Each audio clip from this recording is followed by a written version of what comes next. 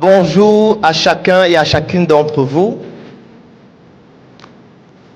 Et c'est un honneur immense pour moi d'être là afin de partager avec vous mon expérience et surtout les thématiques du jour. Est-ce qu'il y a des personnes dans la salle qui ont des industries? D'accord. Des entreprises? D'accord. Des commerçants? Des personnes qui ont des idées de projets et qui souhaitent lancer un projet à court, à moyen ou à long terme? D'accord. Des étudiants?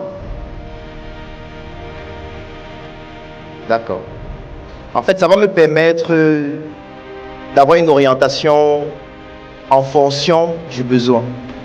Parce que lorsque je parle d'industrie, je sais ce que c'est que le besoin. Lorsque je parle d'entreprise, je peux imaginer ce que c'est que le besoin. Surtout que nous sommes dans un environnement qui est similaire dans la plupart des pays, surtout d'Afrique subsaharienne.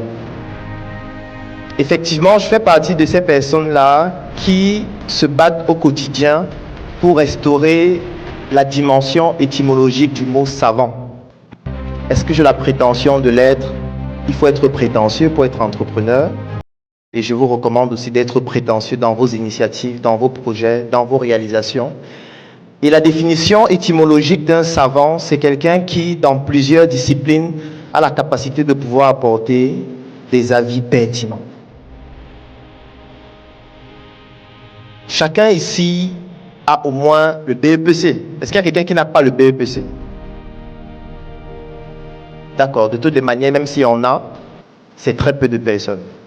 Pourquoi est-ce que je pose cette question? C'est parce que lorsque nous avons fait l'école, on nous a parlé des chercheurs. On nous a parlé des personnes qui ont eu à faire des découvertes dans le domaine de la physique, dans le domaine de la chimie, dans le domaine des mathématiques, dans le domaine de la philosophie.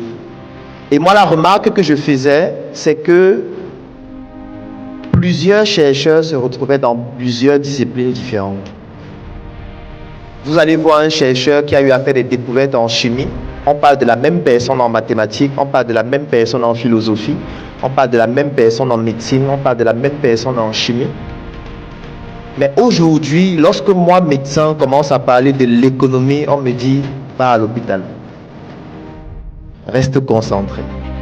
En fait, ça montre à quel point nous sommes en train de régresser sur le plan intellectuel. Et ce n'est pas fait pour rien, c'est parce que l'école, qui est encore tributaire de l'époque coloniale, a pour objectif de nous transformer en des ouvriers. Et l'ouvrier, on n'a pas besoin qu'il soit un savant. On a besoin qu'il maîtrise exactement sa tâche. C'est pour ça qu'il faut qu'il se spécialise au maximum.